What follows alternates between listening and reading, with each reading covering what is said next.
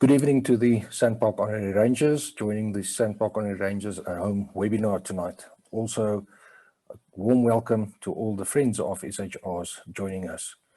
Good evening. Tonight's presentation is brought to us by Gerhard the Lange, the story of Sylvester and his pride. Welcome, Gerhard, and thank you for joining us. Just some background on Gerhard. Gerhard the Lange has been involved in conservation for the past 30 years and is well known to visitors in the Lange National Park. In 1992, Gerhard was involved in the monitoring of the relocated 19 lions into Lange National Park. Fascinated by these animals, he followed them to learn more about their social structures, behavior, prey, preferences, and use of the Lange landscape. This he did day and night for 4 years. During this time, he learned much about the territorial behavior, which became the subject of a presentation which he delivered to businesses. Presently, Gerhard manages Kuzuko Private Game Reserve. He is responsible for the day-to-day running of the 15,000 hectare reserve, field guide training, and the resettling of the famous runaway lion, Sylvester. He's also involved in the wilding of captive-born and raised cheetahs. This project has succeeded in wilding 14 adult cheetahs and produced 9 cubs for the integration into the cheetah metapopulation management program. Tonight, he will be telling the story of Spook, aka Sylvester, who famously escaped from the Karoo National Park on 2 separate occasions. Sylvester now happily lives at Kuzuko and has fathered cubs. Kharat has written a book on Sylvester and his pride and will be telling us a story of the orphaned cubs of Addo, Sylvester, his journey to Kuzuko, and the bonds formed in his new home. Kharat, we're looking forward to the presentation, and over to you. Thank you very much, Francois, and the Sandpark's Honorary Rangers Corps for inviting me to do this talk on behalf of myself, Kuzuko Lodge Management, and our owners. So this story is about integrating the runaway lion, the elusive lion called Spook, into a functioning pride at Kuzuko Lodge. So we are Kuzuko Lodge, we in the Eastern Cape, next to the Darlington section, on the eastern side of the Darlington section of Addo Elephant National Park. And we were created with the explicit role of job creation, with our holding company being Inco Investments, which is a social impact investment company, and we are managed by Legacy Hotels and Resorts, which is a leading owner, manager, and developer of luxury hotels and game lodges and residences in Africa. We are partnerships in with the Saracen Sport Foundation. We're doing great work and we're bringing a lot of children through to our schools. So this is the story of Spook, also called Sylvester. So I will go into the name a little bit later, where the name Spook comes from. But the media started calling him Sylvester after the fictional cat in the Looney Tunes. That's the one that was wearing the black tuxedo and chasing Tweety and Speedy Gonzales around. So it's really the story of 3 groups of lions in which individuals had no future. And our first story starts in the winter of 2014 with a lioness named Gina that gave birth to 3 little cubs. By December of that year, 2014, she died and the cubs disappeared. And there was a big search by Sandpark staff down here to find the cubs. They couldn't find them. Eventually, by January, the public was asked to get involved and see if they could locate those cubs. But basically, towards the end of January, everybody gave up. And then miraculously, in February of 2015, they found these cubbies in a very bad state, very thin, as you can see there in the middle top, on the Gora concession of Addo Elephant National Park. I then started speaking to Sandparks and they asked me if we could see if we could bring those cubs here and if we could bring them up to be wild and see if we can get them to adulthood and hunting. So we said yes, and they arrived. The picture on the bottom left there in May 2015. And the big question was then, what are we going to do with these cubs? Are we going to, like so many other people, walk with them and pet them and then say one day we're gonna get them wild? But we decided to go a different route. So initially we had them in like a 250 hectare section, and I could monitor them by camera traps, which we placed all over the area. They basically stayed in one corner when they came.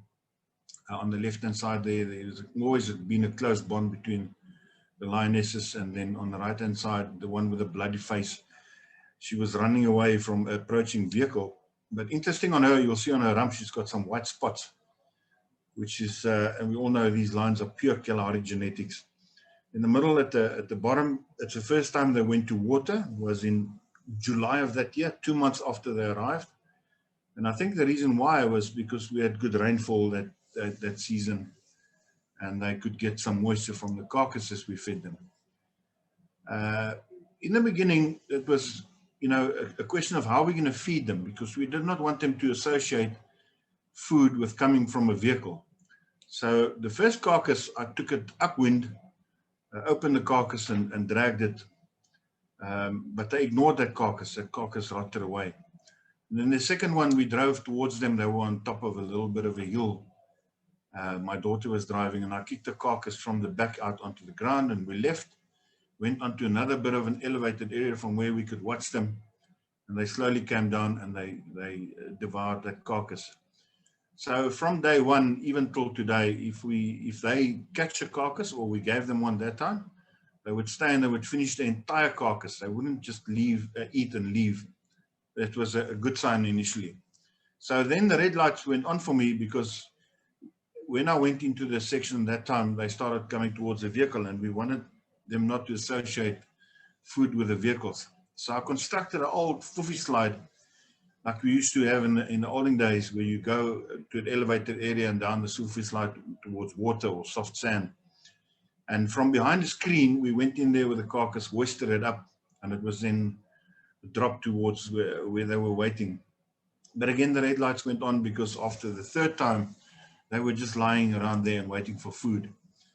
So this picture is pretty much what happened, and this is what happened in the next 7 months. Might sound quickly, but we could only work with them once a week. So top left, very interested in what the vehicle were doing, and if I was going into that section, they started slowly following the vehicle. And somehow I thought, you know, I need to get them in front of the vehicle and not behind the vehicle, because that was part of planning that I thought, okay, let's see if we can use the vehicle to get them to hunt. So initially I went in and they came around the vehicle, but they were still young and very playful. So they would run and play. And every time that they moved in front of the vehicle, I would start up and follow them. If they next to me or behind me, I would stop and switch off. And they quickly got the hang of it that I wanted them in front of the vehicle. And as soon as I had them in front of the vehicle, that was first prize. And I then sent another vehicle in that basically dropped the carcass off. And we started walking with them in front of the vehicle. And as we came around the corner, there was a carcass in the middle of the road, and they found it. So top left picture, very typical of that. The one lioness is always in front of me, and the one to my right or to my left. By about the third time that we fed them in this way, they knew exactly what was happening. And from then on, as soon as I entered that section and they saw or heard the vehicle, they would come, and we would basically go hunt together. So on the top right there, they would investigate anything that they smelt or that they saw. This particular case was some meerkats that ran away into a burrow, and they went there and they investigated it. And in those hunting periods, what happened was that the vehicle scared something like a rat. And the rat went away, and they chased it, and then the rat became bigger, became a scrub hare, and the scrub hare became guinea fowl. Interesting, whenever guinea fowl flew up, they would follow the noise and run towards where these birds were landing. So in a typical hunting session, when they were investigating or they took off after a prey animal, I had to stop there and wait. If they got the animal, you would hear the bleat, and I would then go and sit and watch them. Always a play time of about 20 minutes to about 30 minutes before they started feeding. And if they missed, I had to stay there, and they would come back towards where the vehicle were, and we would continue. And this we did every single morning as soon as it started getting light, and it went on to about 7, 8 o'clock when it started to get warm, and they would go down in shade, and they would spend the rest of the day there. Their first kill was a vervet monkey. in November of 2015. They also caught some Lego ones during that time. And then on December 2015, it was 24th of December, they were 18 months old. They caught their first kudu bull. And so that process, they were 18 months old. That process from taking them from about 7 months old, well, 11 months old, took us 7 months to complete for them to start hunting on their own. And there's one of them, we saw a warthog, and then you got the stalk and the chase, and that's when they killed their first warthog. In the beginning, they were still a bit, you know, you don't want to say stupid, but they didn't know how to kill these animals. So they would go for the front of the snout or for the back of the head, but they quickly got the hang of it and started killing. For us, they're absolutely fantastic for game viewing because they totally ignore vehicles because they basically grew up with a vehicle with them most of the time. And then our second story starts in November of 2012, where lioness, their top right called Megan, which were taken from Orphaned National Park towards Karoo National Park, gave birth to two little cubbies. It was a female and a male. The female on the left there would later become known as Inga, and the male in front here would later become known as Spook, also known as Sylvester. Now, before I go further in the story, I want to try and explain, because it's so integral part of the story of what we did, of how pride, coalitions, and nomads function in a park. And this is work that I've done in the Pilanesberg 92 until about 97. So basically, 3 prides came into the park. One settled in the blue area, one settled in the green area, and one settled in that orange area. And there were 2 males with them, an older male, which eventually went up and he settled there where the gray area is, and a younger male, which settled in that almost reddish color. So very important to understand these female pride territories, that there are several permanent water points within these pride territories. There are areas you can see between them that overlap, but in that overlapping areas, there are no permanent water points. And when you find 2 prides close to an overlapping area, they're going to be extremely vocal. So meaning they're going to roar the whole time because they want to avoid conflict. And like the males, these females have to work. So they also go on patrol and they demarcate their territories the same way as which the males do it. And we find these days, if we introduce lions into an area and you've only got 1 female pride, that you take that focus on the work away, and then they hunt a lot and they get overweight and they start costing you money. And I'm adamant in my belief that if one introduces another female pride, that over time, because the majority of their work will go into protecting their territories, it'll take that edge of this constant hunting that they do when they only 1 pride. Also, you'll see they will leave the core pride territories in search of food, because sometimes conditions change, there's veld fires, and they have to go look for food. And then in the case of this park, there was a 3-male coalition that came in and basically dominated the 3 prides and chased the old male to the northeast, I think. Yeah, no, northwest, and the other male, they chased him to the west. So you can think of any park now and you've got lions, and you think how quickly this whole model will fill up a park. And you can imagine, I just want to go back to this one. Imagine now in the orange pride and the blue pride and the green pride, you have cubs, and these cubs are ousted. So you're looking at least another 3 areas, which would then be need to become available for lions. And that's where some of our problems come in. There's just sometimes too many lions. So just to give you an idea of the work that these pride males do, by the orange there at the arrow, this male starts working late afternoon. So if you find them, late afternoon, late afternoon, they'll come out from where they're hiding and they'll become visible. There's a lot of yawning, and they'll softly start to yawn, which will to roar, which will build up into full-blown roars.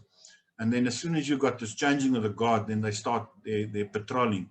Initially, they might be stiff, they might be sore, but about half an hour, 40 minutes into this patrol, it's almost like they're breaking into a trot. And then they do several things. Now, all 3 males do this. Sometimes they're together, sometimes there's 2 together, but mostly they're alone because they've got the massive pride territories to protect, and they all go on this patrolling. So you'll see what they do is they regularly roar, roughly once about every 7 to 10 minutes. They will scruff mark, they will spray mark. They find the lionesses of that first green pride, the male will sniff them to see if they're coming into season. If nothing gets him going, he goes to the next pride, goes through the next pride, and then he go and they make sure that the competition is where they're supposed to be. From there, they go straight north into where that older male was, find him, roar at him a couple of times, make sure he's out of the female pride territory, and then they come back. By the next morning, 7:30, they're back at the same waterhole. And this gives rise to a lot of myths around lions, especially that the males do not work, but they do incredibly hard work. They work, it's amazing. I mean, they'll easily walk 30, 35 kilometers a night to go on patrol. So also just an interesting thing here, if they're out of the pride territory, let's say they're on the way from the gray area towards the blue area, and they, for example, catch an eland and they sit there for a week, and then on the way out they catch something small. And the point is, if they're out of those female pride territories for an extended time, those females will come into a mock mating, and they'll call those males back, but that mating you'll see is only for a day. It is not a full proper mating. The full mating is about, it carries on for 4 days. They say 150 copulations per cub that makes it, but it depends on the time of the day. If it's warm, they stretch it 2, 3, 4 hours apart, and when it's cool, then it's almost constant. So on to our next slide. Now, this is important because this is bearing on our story as well. Let's say in that green area, there was a lioness that had 2 cubs, male and a female. And from the ages of about 14 months up to 18, 20 months, you'll find that female is out of that pride territory with those cubs, and she's back in the pride territory again. And then she's out and back, and she concentrates in that white area. And then when the time for their eviction is there, she aids in that process, and those cubs are then ousted, and they are going to stay in that white area. So from my observations, they always bordered the area from where they were evicted initially. There might be 4 cubs, there might be 3 females, 1 male, there might be 2 females, 2 females. It's immaterial. The fact is that these cubs are then ousted, and they go stay in that white area. What will then happen is the female or the females will come into estrus. They'll come into season. And any lioness, that doesn't matter where she is, when she comes into season, they start to advertise this. And first thing they do is they start roaring constantly. And then when a couple of days later, they start this constant urinating. And that pulls all males, all coalitions into that area. The strongest males will assert their dominance over those female or females. And when that female or females is ready to mate, they will mate with a male that's with them, the closest to them. And this is exactly what happened with Spook and his sister. So they were ousted from their native pride territory. They were living close to the boundary of the park, and the little sister came into season, and the big boys then that time in Karoo National Park was Bitterbal and Nosop. They came and they ousted this little male, and in this case of this park, you will find them then that the males must leave, otherwise those big males will kill them, and they go live in, let's say, for example, that gray area. So this little animal is all on his own, and he will constantly be persecuted by this dominant male coalition that want to keep him as far away as possible from the females. And this is exactly what happened with old Spook. He found a culvert. It's an area just area above a culvert above the area called Losberg, and he tried to get underneath the electric fence there. Adrian Nel, friend of mine, he's a senior section ranger in Karoo National Park. They found the tracks of where he went through, and where the 2 dominant males were right behind him. So it looked like he was trying to get underneath the electric fence, and it shocked him, and he jumped forward, and he was out of the park. So those culverts, we all know it's loose wire that's hanging loosely on the ground, and on top of it you put logs or you put rocks, because when it rains, with the debris that comes down, it can't be a fixed fence because it will be broken. It must be able to lift up and then come down again. So Kobus Swanepoel found the spoor of a lion on his farm the 4th of June, and he alerted the park authorities, and the search then started for old Spook. So on Altris Mokka's farm, he caught 13 sheep. One night there was a batch of 5, and then a batch of 8 of them. On day 8, he killed a kudu on the farm hoedemakers, And he was seen the first time in the search. Just something to watch out for there in that middle picture and the bottom one. He fed funny. He didn't like normal line open from the back of the carcass. He went into the front. And it's something that we would later try and figure out, you know, why he did it. And then bottom picture was one of the 28 sheep that he killed during the search for him, and that was on the farm Driefontein. So he traveled in and out of the Western Cape 2 times. He walked as far as 25 kilometers north and northwest of Fraserburg. And it was during this time that the Karoo National Park park warden Nico van der Walt started calling that elusive lion Spook. So that's where the name Spook comes from. It was given to him by Nico van der Walt. So left bottom picture there is Karel Bernardi, also known as Pocky. Pocky's a master tracker. They got Pocky in from the tracking academy at Samara Game Reserve.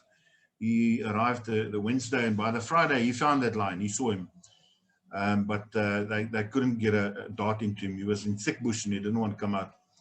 Interesting story. I went and I saw Pocky because I wanted his thoughts as well, his experiences in the book. And whenever I show a photograph of Sylvester on my phone to anybody, they would say or ask the question, "Is that him?" I also showed the picture to Pocky, and he said to me, "That is him." And I asked him, "How do you know?" And he said, "I looked into those same eyes 3 meters away in thick bush, and it's the same as what's on the picture." So on day 15, there were gyrocopters, there were helicopters involved, there were microlights, aeroplanes were used in the search, but they couldn't find the elusive Spook. Day 17, Simon Steinberg arrived with tracker dogs from Botswana, and not even those dogs could locate that lion. So people that were involved in organizations in the search for him was South African Police Service anti-theft units from Beaufort West, Cape Town and Fraserburg, Northern Cape Conservation, Western Cape Conservation. There were 4 vets involved, 2 state vets, farmer vet, and then obviously Sandparks vet, the dog handler we spoke about, master tracker Pocky we spoke about. This lion brought a lot of people together. And it was fantastic during those days to see how these people all work together to find this lion. And even today, I mean, he still brings a lot of people together, especially here where he's now at Kuzuko Lodge. During that time, there was a lot of this around in the newspapers. The top left there, the stock theft unit that gave him a medal. And every year when the Sylvester mountain bike races on in Beaufort West, we go there, and there are still people that, when they see me, complain that the lion is not there anymore because the stock theft was low during that time. On day 24, the trackers from the ground saw him up on a mountain, and they were asked to stay there and watch him, and then they called in a helicopter, and he was darted by Dr. David Zimmerman from Sandparks, the veterinarian down here. He was fitted with a satellite collar, and then he was placed inside that sling, and that's Rian there with Sylvester in the sling, and he was taken back to the Boma and Karoo National Park. So in all, he walked a total distance of 371 kilometers. 39.3 was the longest he walked in one day, probably a night then. 3 kilometers was the shortest. He walked through 27 farms. He stormed the trackers 3 times, and he was only seen by them in the 24-day search 4 times. Killed 28 sheep, a Gunica and a kudu, and he was darted 5,800 feet above sea level. This was when he was in the Boma, October 2015, and I had to go do something, and it was in Kimberley. And I phoned up Rian and I said, "Yes, man, can I come and have a look at this lion?" Not in any way thinking that I would get involved or help him. I just wanted to see this amazing elusive lion called Spook. So I went there and I spent some time in the afternoon with him, and it was fascinating to see this animal. He was very jumpy, very skittish, but one could understand that he was typical of a lion in a nomadic phase, where they've been chased around by other big male lions from right through the night, and in this case also then obviously by people. And they had him bonded with a brother and sister that came from Marakele National Park. And as you can see in that bottom right picture, the brother and sister was very close together, and Spook was one-sided. Now, this scenario, this is why I wanted to show some of that maps. It just takes us back to that map in that white area where you have youngsters being chased in an area, and as soon as they're outside the area, the female comes into season, then the big males will come and they will take over that female and ask the two youngsters. My thoughts to Rian was that they should release that female because she's got no part to play in the future, because the fact that she will come into season and the big males will take over ownership of her. And then you will have two males that are not completely properly bonded, and it will not work. So they did that, they released that female, and then those two males bonded beautifully and very quickly, but unfortunately the male on the right-hand side succumbed. He didn't make it. So Sylvester was released again, and he went up into the northeast of the park again. You can see there, northwest, sorry. And it was going to be a matter of time because the big males were prosecuting him again. And then on the 27th of March 2016, he escaped again at the same place. And those blue dots there, the lot next to each other, is where he ended up in the mountains.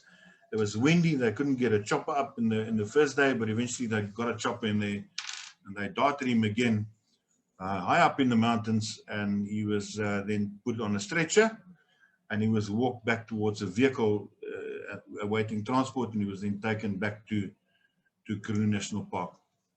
During this time, SANParks put out a statement and said that unfortunately this lion has been identified as a problem animal, and that it would put down, and a whole lot of statements like that. But then there was this massive public outcry about people wanted to save Spook. And there was a reason for this. And the reason for this was that the dentist Walter Palmer shot and killed Cecil in Zimbabwe.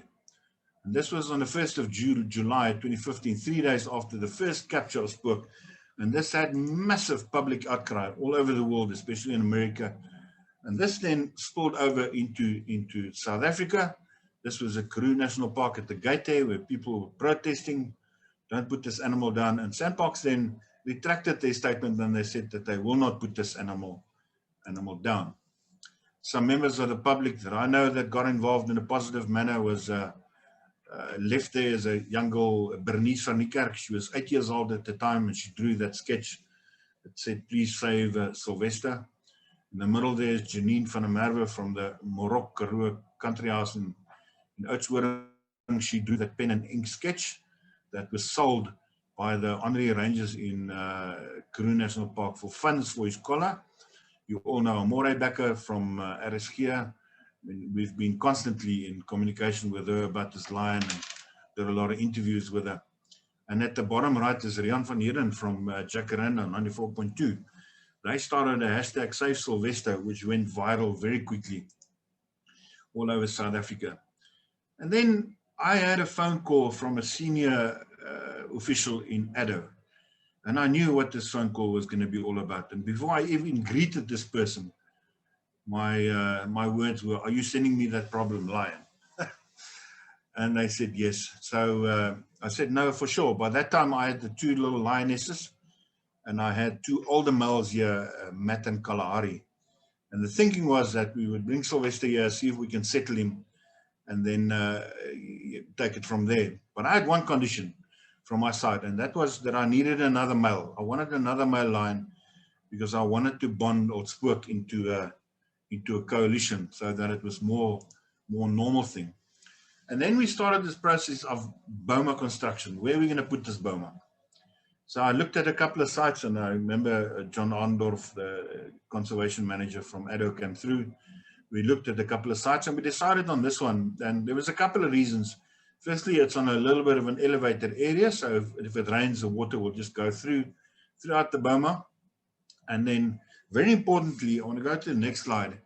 So what happened in the Pilansberg, where you had that older male lion there at the top, and you had the youngster on the left-hand side there. And every night you got these dominant males going in there and basically chasing these males around, making sure that they can see a fence line behind them.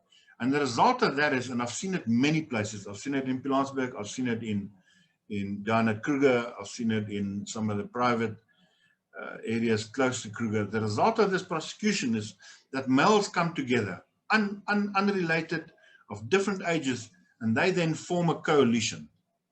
So two nomads, an older one, a younger one, come together. They form a coalition, and they then start walking together, hunting together, everything together. And for the next year to about 2-3 years, they're in this nomadic phase where they do everything together. And when they one day strong and big enough and powerful enough, they will then filter back into the pride system, take over a pride or 2 or 3, depending on their numbers. So there goes one of the biggest myths of what we seem to hear about lions, that says that it's only the females that do the hunting and then the males steal the food. That's absolute nonsense. I mean, these males are for years on their own in that nomadic phase. And if they could not hunt for themselves, they would never have survived to become pride males in the first instance. Obviously, if they, with the lionesses, and if there's a kill, if it's a small carcass like, say, an impala or a blesbok, and they can cover that kill with their body, they'll take it. But if it's a bigger one, like a waterbuck female or a kudu, they all eat together. Either you eat or you're going to starve in that society. So keeping that in mind, that constant pressure, it was good that we could sight this Boma about 700 meters away from a fence line, where on the opposite side of the fence line, we had these two older males, Matt and Kalari. And all that we were going to do is we were going to 100% mimic what happens in nature, and what we've seen happen, what I've seen also happen in numerous parks in the reserve around the country. And it's always good to have that natural stress factor, because it mimics those behavior of the big males, the dominant males, with these males that you want to bond together. And it was hoped that that process would happen much quicker. Basically, we were going to cram a year or 2, up to 3 years in nature. We would cram that into 3-4 months. That green areas where I would drive inside there was the water, the electricity, and then 2 double sliding panels, which I fed them through, because I didn't want them to see food to come from a vehicle. So we applied on the 4th of April to Sandparks to bring Spook to Kuzuko. On the 12th of April, they sent me a mail that they approved it, and it arrived the 15th of May. From the 12th of April to the 15th of May, we constructed a Boma, and we basically had to relook all our fences and all our culverts. And this is the moment that he arrived. You've got John Ondorf there on top, and Dr. Dave on the right-hand side of offloading him. And this was a spectacular picture that Werner Hills took of Spook when he woke up in the Boma. And then on the bottom right is the first morning out. The first morning I went there, and this was him in the Boma. It is incredible how quickly these animals change. If you take them out of that nomadic areas where they're running around the borders of parks being persecuted by bigger males, you take them to a foreign area, it's just amazing how quickly they change. And I see it these days a lot with, obviously with cheetahs as well. The second morning, the lionesses were around the Boma with Spook. That was fantastic to see that. Top right, left is where, from his side, when I fed him, the food would come down those 2 double sliding doors. He hated that thing. He did not like it. So this would become important in future, because when Rian fed them, or him in Karoo, he would go into the Boma and take a carcass off the vehicle. Somehow that stuck in the back of my mind, which would become important later on. And then the bottom right, there were some grasses that grow in the Boma, and he basically ate all of it up. Just like all these lions, they do that from time to time. There he's top left, he's watching the 2 old male lions, which was at 700 meters away. And then the picture on the right, we could see that he became more and more, relaxed, more at ease at where he was. He was not that skittish lion anymore. This happened very quickly when he was in the Boma here by us. And then our third story starts, and again we go back to Addo in May of 2016, where a lioness named Josie gave birth to 3 cubs, which was 1 young male and 2 females. And this little male started growing up. He started getting some mane. There were 3 coalitions in Addo, and there was not a lot of space for this animal to run into, and the chances of him surviving was very slim, purely because of what I've explained earlier with all these pride territories. And it was then decided that this male would come to Kuzuko, and we would see if we could bond him in a coalition with Sylvester And I named him Phyllis. Phyllis is the nickname of my son. So top left there, they arrived. We put both of them to sleep. Just something to mention is when Phyllis arrived, his front paws and his front legs were already bigger than that of Sylvester. So we knew he was going to be a big lion once he grew up.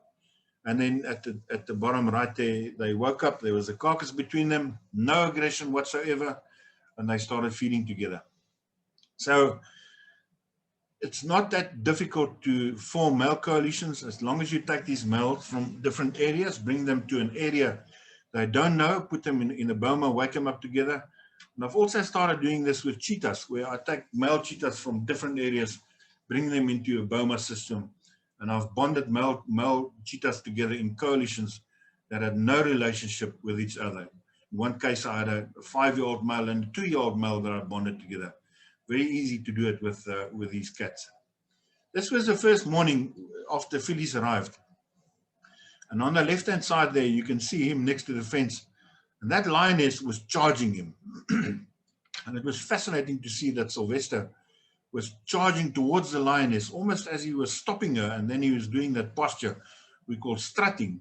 It was amazing to see in the first morning that he was already protecting that young partner of his.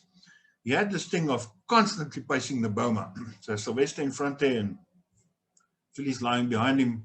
And then a couple of days later, I went to the boma, I think the 3rd or the 4th morning, and top left there was a magic. That was what we wanted to see.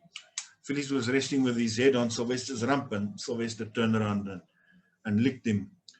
It was and then you know your coalition is it's starting. Now all it needs is just time for them to bond. At the bottom right there is a picture we took about 2 weeks ago, and you can still see that amazing close bond between these two male lions. That's Phyllis again, lying with his head on top of Sylvester's rump. Sylvester was a very playful lion when he was younger, and it was so fascinating to see him and Phyllis play. Bottom right there, we were on holiday in the Kalahari, and we came back, and that lion wasn't in the boma. And I looked at my wife and I said, "What now? I mean, wat gaan ons nou maak?" And all these things fly through your mind. I mean, where's this lion? Yes, where did we fail? Why did we fail? And then, whoops, there he jumped out of his tree. So, yeah, that tree, very fond memories of him running and jumping into that tree and literally go sitting in that tree like a baboon. So this was later on in the bonding process. You can see it's all going 100%. You've got the 2 males in the boma with Sylvester and Phyllis bonding with this nice rubbing of the heads there between them. The lioness on the left is the one with the white spots, very interested in what these 2 males were doing, but the one on the right-hand side in front, nothing. She didn't want to know anything about those 2 male lions. So in hindsight, as much as we could take them, we could get them hunting, we could not teach them anything about lion social dynamics and the things that only their mothers could have taught them. So top left there is Phyllis with a warthog. Initially, Sylvester refused to eat warthogs. I had a warthog in the boma when he arrived. I gave him a 2nd one, a 3rd one. He didn't touch it. But with Phyllis there, Phyllis has got one thing in his life that he probably likes more than Sylvester, and that's food. And at the bottom right picture there, they were on a carcass, and Sylvester's just lying on top of this carcass, holding it and making a lot of noise. And Phyllis simply just took everything pulled out everything underneath Sylvester, and he ate the entire carcass. That also then kick-started Sylvester to start feeding properly, and we then started finding him with full bellies and opening carcasses like they should.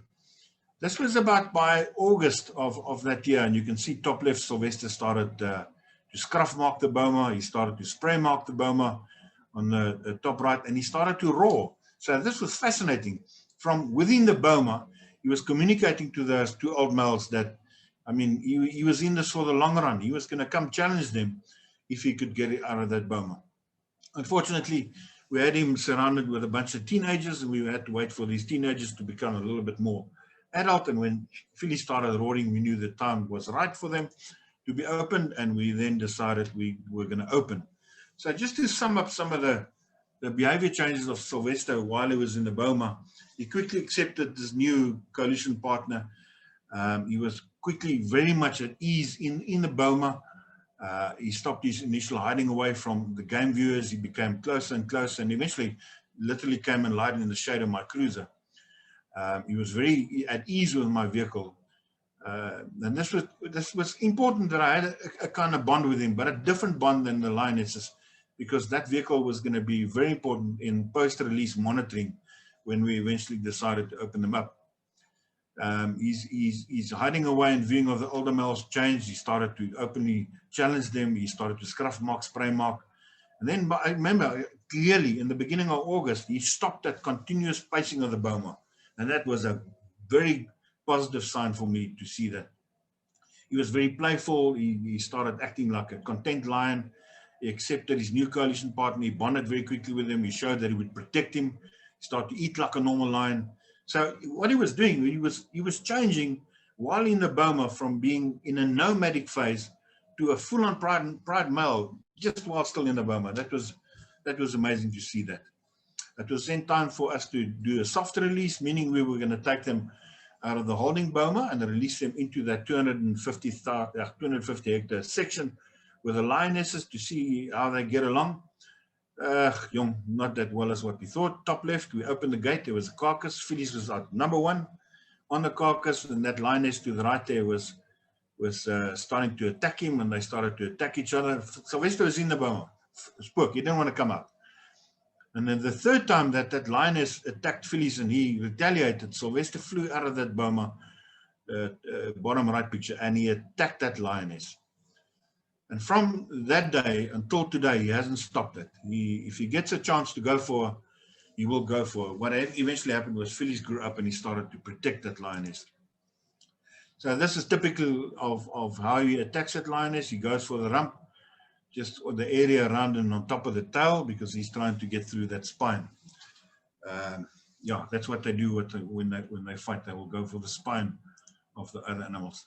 So this is a picture that I had in my mind when I started thinking of Sylvester and the lionesses and getting them into a functional pride. If you want to have him bonded in a coalition, and you want him with 1 or 2 or 3 lionesses. And then from that picture, you go back, all the way back to where you're going to site the Boma, and you start the steps from there. And then it's just a matter of time, of giving them time, because everything will fall in place as long as you mimic those natural pride dynamics and areas that I've explained. It's interesting, the lioness, they're closest to one, the one with the ears that are down, that's the one that never submitted to that lion. You could see it on the picture there. We were inside the Boma, we were cleaning, and I think we were waiting for a hyena to arrive. We had to take out all the old bones, and the top left picture was just incredible. Squirk came to the Boma and he lied down right there in the shade of that tree next to us while we were cleaning. And that was one of the biggest moments for me with him, was this animal that people were behind him for 27 days, 28 days on his escapes. And here he came and he lied down right next to us. He's obviously fantastic for game viewing. And it was then decided that we're going to open them from the soft reserve onto our 15,000 hectare bigger reserve. The previous day, Dr. Dave was here, and we darted the lionesses, we took them out, we recollared them, put them on contraception and let them go.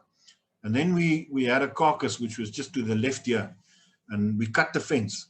But Sylvester and Phyllis was there where the fence was. They didn't want to come out. And they were lying there for about half an hour. And then I remembered how Rian fed him. So I climbed out of my vehicle, just pulled that carcass for about a meter, and out Sylvester came and Phyllis followed. And they were out and they were now free. So from now on, I mean, they were free to write their own story. Just for interest's sake, a couple of days before, the 2 old males, Matt and Kalahari, was then moved back into Arrow, into a section there, because, you know, people ask why, but it would not be fair, because he was sitting with a Matt and a Kalahari. That Kalahari was about 17 years old, Matt was about 15 years old. There you've got 2 young males, and Sylvester would have injured them extremely bad, so it was decided to rather take them away. We went driving further on. My wife was with me and my 2 daughters. We came around this corner, and this was the first kill that the lionesses made on the outside, and this was quite emotional. There's so much, you know, there was so much hanging on this that it had to go 100%. They were really people and their futures were at stake. People that made tough decisions. I mean, the decisions that Sandparks made, from saying that they were going to put that animal down into allowing this all to happen, they were tough decisions. And for me, it had to work. There was no, I mean, this lion just took over years of my life. And yeah, finally at that point, I think all the stress just broke, and it was just fantastic. So initially, movements of Spook on Kuzuko with his satellite collar, you can see there roughly at the bottom. Yes, see this lion and a mountain. He loved climbing those mountains, but also I knew this would, over time, it will change. And then top left, Phyllis grew up. He became a big lion, and he was the one that befriended that lioness that didn't tolerate Sylvester, and he didn't tolerate her. And he was the first one to start mating. And now you're hoping there's no cubs, because how I'm going to tell the public in this country that the first cubs was not those of Sylvester. But yeah, as I said, the lionesses were on contraception, and we did not expect any cubs to come into the system. And then Sylvester paired off with the other lioness, the one with the white spots. And she's a smaller one than the other one, and she does not take no nonsense of Sylvester. She puts him in his place very quickly.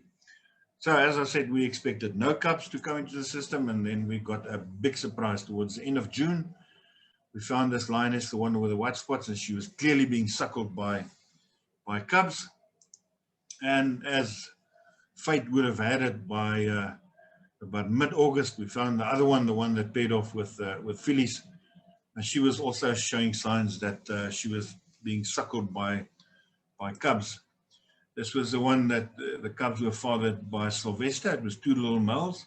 She brought them out only when they were about 12 weeks old. So they bring these cubs out anything from 6 weeks to 12 weeks, normally about 8 to 10 weeks. And then the one that was mated by Phyllis, she brought them in 6 weeks. They were very small. But yeah, fantastic to see. And they were a male and a little female. Excuse me. So there is the 2 lionesses with their 4 cubs, 3 little males in front, and the little female at the back. But yeah, these cubs then started to grow up. And as we said, they start, growing a little bit of mane, and this will then clearly give an idea to the big males that here comes trouble, and they will start to persecute these cubs. And this is what they did. The 2 top pictures there is Phyllis. He was hard on those cubs. They were not allowed to look at a female or come close to a female while he was there.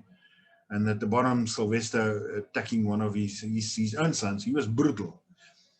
And yeah, we then knew that we were had to try and find space for these cubs to go to, because we simply just that small here with this 15,000 hectares, which we couldn't handle another pride.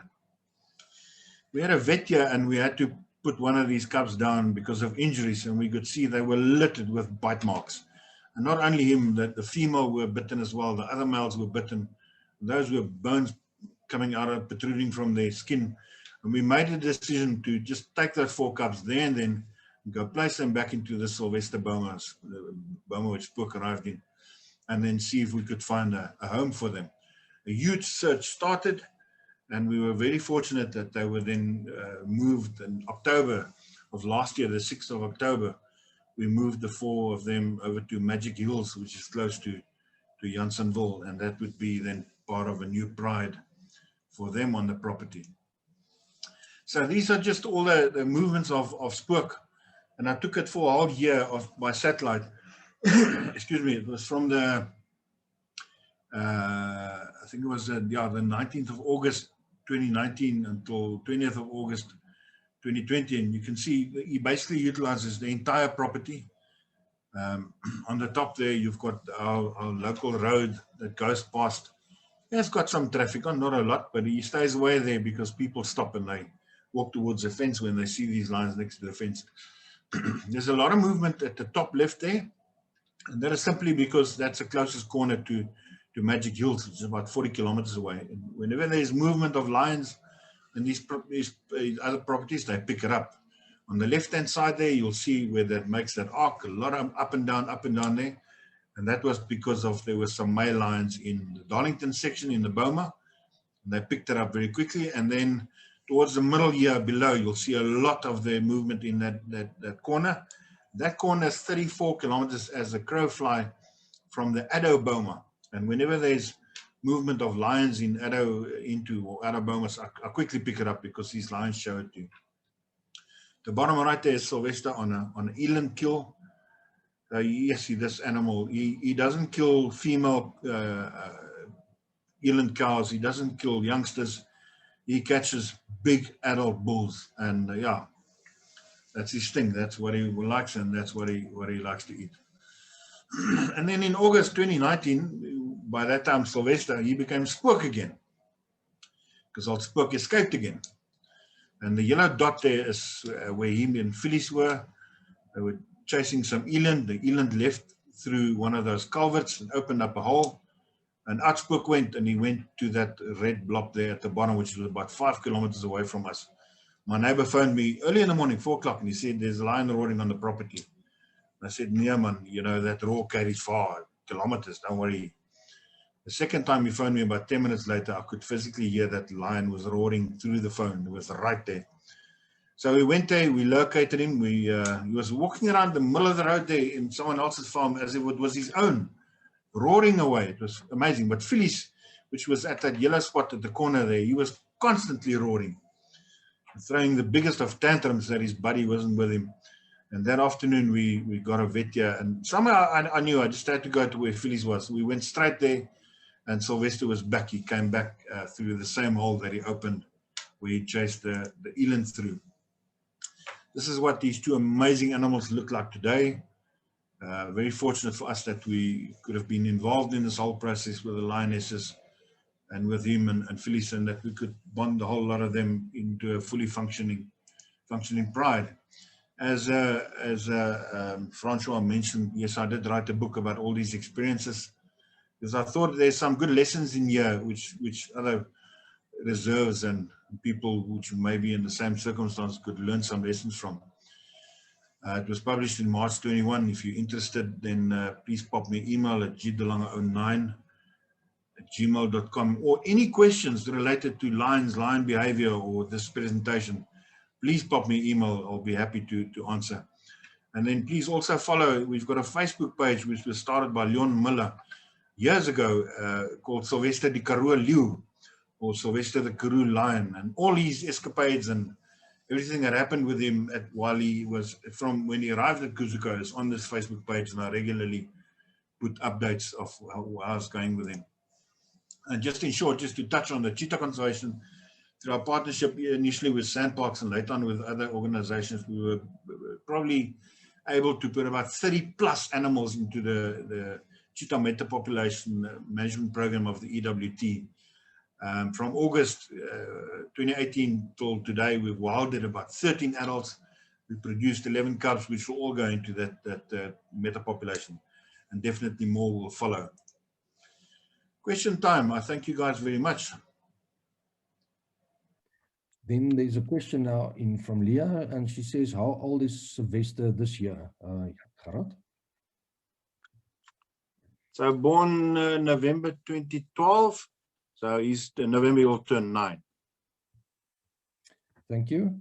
I've also had obviously the question of Spook came up from a grade 8 of grade 6 pupil that has asked the question of, so how did the name Spook come about? And I think you alleviated to that during your presentation.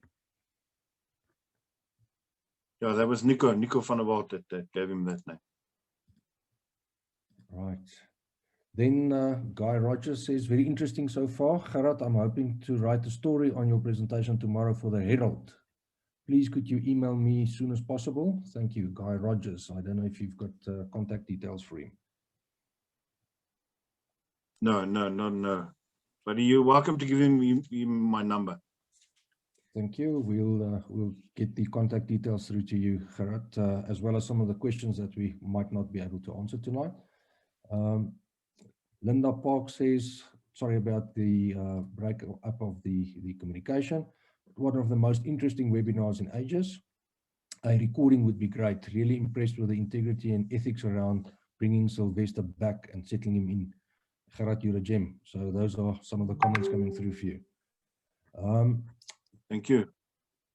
we've got the contact details for Guy Rogers for the Herald, so we'll pass that on to you later on tonight once we are back on the ground. I do see there's some Facebook questions coming in. Give me a sec. One just popped up from Simon Bromfield. How long did it take to integrate Sylvester into the park? So basically, he arrived in May. Phyllis arrived in July, and then we had to bond them properly into a coalition, which happened very quickly. And then I opened them into a softer release area November of that year. And by the next year, I think it was 2017, 22nd of January, I opened them in the park with the lionesses. And they were all 100%. Thank you, Kharat. A question that's come up from Leah. She says, how did Sylvester escape the park? So how did he manage to actually get out? So there was a lot said about, you know, it's so upsetting sometimes when you hear people just absolutely taking out park personnel about poor maintenance of fences. And if you know Karoo National Park and you know Nico and you know Rian, I mean, Rian is by the book conservationist. He's not going to in any way take chances with any power on any fence. Or yeah, he's just, I mean, I've got a lot of respect for Rian. He's a friend of mine. So what happened was in this culvert above Losberg, the two dominant males at that stage were Bitterbal and Nosop, and they were pursuing Sylvester. And from what I gathered from Rian, when he escaped the first time, they were right there, and they were pushing that male, and he tried to get underneath the electric fence, which obviously shocked him, and he jumped forward. And as you all know, these culverts, it's a loose piece of wire that you put on the ground with some rocks or some logs on it, because you can't do a fixed fence there, because when it rains and the salt builds up, it'll just destroy that entire fence. And that's how he got out the first time and the second time. Thank you for clarifying that. And then James Appleby is asking, what is the lion population in South Africa? Yo, well, there's thousands of them in captivity. But I think yes, they probably 2,500 to no, it's not that much. Yes, you know, in what are we in Kruger about 500, in Kalahari also about 500. So probably about 1,500, 2,000 maximum in our parks and the reserves. Mm-hmm. Thank you.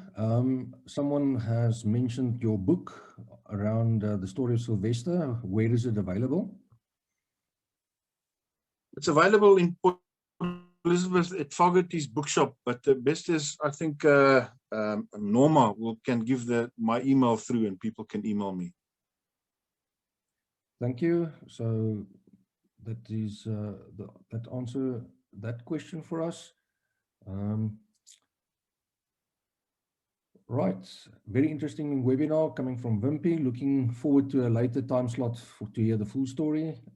Then from Carol, how did the mature males manage the new males coming in? Okay, so what we did is initially, when those lionesses came and we got them to the stage of hunting, the thinking behind myself and Sandparks were that the mature males would stay and that we would start a new pride with those lionesses. And then Sylvester escaped the second time, and then we started saying, okay, let's see if we can help this male. And just about a couple of days before we opened Sylvester on that soft release, those two old males were taken away to another section in Addo because we didn't want that contact. It was actually also going to be unfair because you had a 5-6-year-old Sylvester, prime of his life, two old males, 15, 17 years old, and if he got out or they got into a fight, he would have killed one or two of them. Thank you. Lynette is asking, any news on where Sylvester's sister is now and how's she doing? She's still in the park, still doing well. All right. And then Tyron, awesome story so far. Are the plans to expand Karoo National Park and rehabilitate farmland surrounding? I don't know whether I wouldn't know. I think Willie would be more suited to answer that question. I wouldn't know. Thank you. Then from Spike Taylor, I can understand why people think of Sylvester as coming from the Kalahari with the dark coloration. However, this is obviously not true. Can you discuss the dark manes in male lions, why and where? Very interesting question. You know, I worked with Etosha lions in Pilanesberg for many years. And some days you see them and they look like they've got a black mane. And the next day you see them and it looks like they've got a blonde mane. But it is so that these Kalahari lions have got a much darker mane. I mean, you can, if you guys go on to the Sylvester Facebook page, Sylvester the Karoo Leeu, Sylvester the Karoo lion, from when he arrived here, I often post and keep the public up to date. He's just a magnificent specimen. But what I can say in that regard is, if you encounter male or males that at this stage looks like Sylvester and fillies with all these amazing black mane, you can fairly safe say that there's not a lot of competition around, because these males, night after night, there's incredible competition for ownership of prides and females. And there's a lot of fighting that's happening between them. And then they take a lot of that mane out. So it's not often that you find a pitch black Kalahari lion that's a dominant male. It's very few and far between. Okay, Moira mentions and says fillies used to have a very blonde mane, and now they look very similar. Is Sylvester the dominant male between the two of them? Okay, so firstly, yeah, if you follow these Kalahari lions, they look like they're blonde when they're younger. But we all knew. I mean, there were several people that said Phyllis was going to be a blonde, but I knew he was gonna go pitch.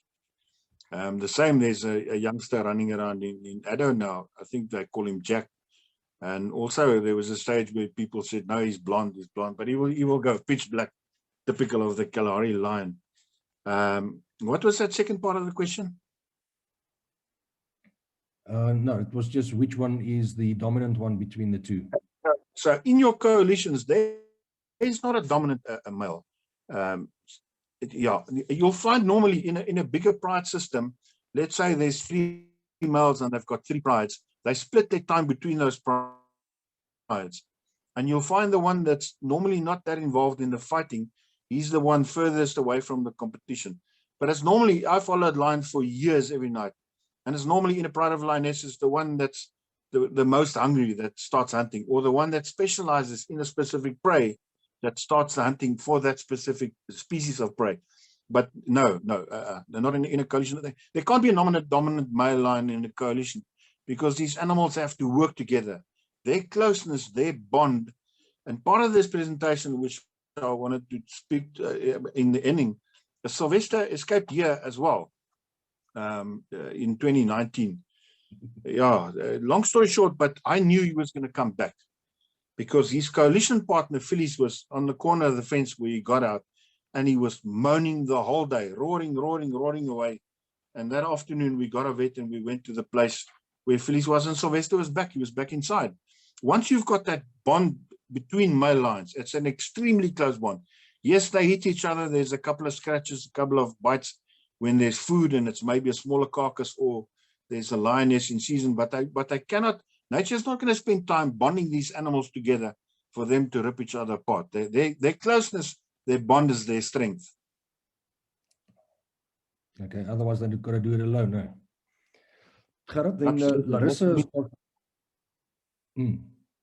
So Larissa is asking, do parks implement technology like drones to check fences in the perimeter?